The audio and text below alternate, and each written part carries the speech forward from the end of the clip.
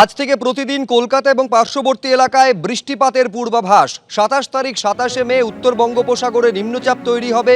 28 তারিখ যেটা পরিণত হবে গভীর নিম্নচাপে, এবং ওই দিন একেবারে উপকূলবর্তী 4 জেলায় বৃষ্টিপাতের পূর্বাভাসের কথা জানাচ্ছে আবহাওয়া দফতর। ঝিলম করঞ্জায় আমাদের প্রতিনিধি আরো আপডেট দিতে পারবে এই নিয়ে। ঝিলম, একদমই আবহাওয়া দপ্তরের তরফ থেকে আজকে যেটা জানানো হয়েছে যে এই 27 তারিখ বঙ্গোপসাগরে একটি নির্দিষ্ট জায়গায় গভীর নিম্নচাপ একটা তৈরি হওয়ার সম্ভাবনা রয়েছে, এবং সেটা 28 তারিখে আরো গভীর নিম্নচাপে পরিণত হওয়ার সম্ভাবনা রয়েছে। এবং সেক্ষেত্রে এই উপকূলবর্তী 4টি জেলাতে, উত্তর 24 পরগনা, দক্ষিণ 24 পরগনা, মেদিনীপুর, এই 4টে জেলাতে ভারী বৃষ্টিপাতের সম্ভাবনা রয়েছে। এবং একই সঙ্গে তারা যেটা জানাচ্ছেন যে আজ থেকে আগামী এক সপ্তাহ কলকাতা সহ রাজ্যের সমস্ত জেলাতেই বৃষ্টিপাতের সম্ভাবনা রয়েছে, এবং তার মধ্যে উত্তরবঙ্গে বেশ কিছু জেলাতে তারা সতর্কবার্তা দিচ্ছেন, দক্ষিণবঙ্গে বেশ কিছু জেলাতে তারা সতর্কবার্তা দিচ্ছেন।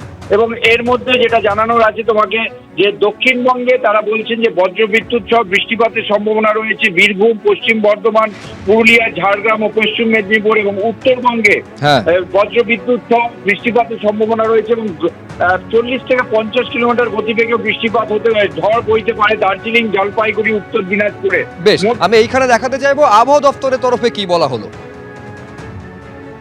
উত্তর বঙ্গোপসাগরে 27 তারিখ নাগাদ একটা লো প্রেসার হওয়ার সম্ভাবনা রয়েছে, এবং ওই লো প্রেসারটি পরবর্তী 2 দিনে ওয়েল মার্ক লো প্রেসারে মোর মার্ক হওয়ার সম্ভাবনা আছে আর কি, ডিপ্রেশন হতে পারে আর কি।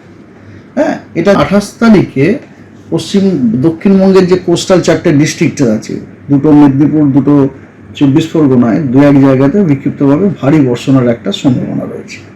এই সপ্তাহে পশ্চিমবঙ্গের সব জেলাগুলোতেই প্রতিদিনই বৃষ্টি হওয়ার সম্ভাবনা আছে, ইনক্লুডিং কলকাতা। এবং এই যে বৃষ্টিগুলি, এগুলো সবই কিন্তু আপনার thunderstorm with rain, thunderstorm related আর কি, থান্ডারস্টর্মের সাথে অ্যাসোসিয়েটেড। আজ পহেলগাঁওতে সন্ত্রাসবাদী হামলার 1 মাস পূর্ণ হলো। সেই দিনই রাজস্থান থেকে দাঁড়িয়ে পাকিস্তানের উদ্দেশ্যে কড়া বার্তা দিলেন প্রধানমন্ত্রী নরেন্দ্র মোদী।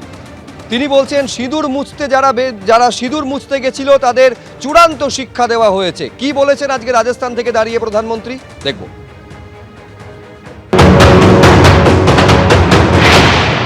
सिंदूर मिटाने निकले थे, जो सिंदूर मिटाने निकले थे उन्हें मिट्टी में मिलाया है।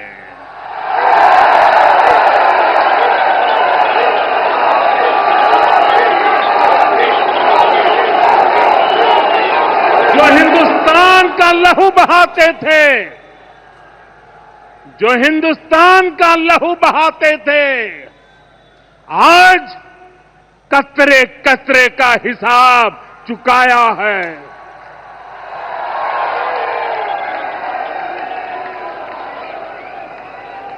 जो सोचते थे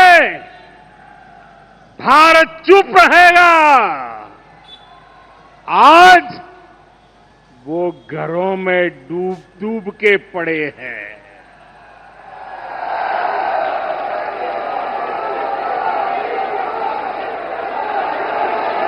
जो अपने हथियारों पर घमंड करते थे, जो अपने हथियारों पर घमंड करते थे, आज वो मलबे के ढेर में दबे हुए हैं। प्रतिशोध का खेल नहीं, ये शोध प्रतिशोध का खेल नहीं, ये न्याय का नया स्वरूप है।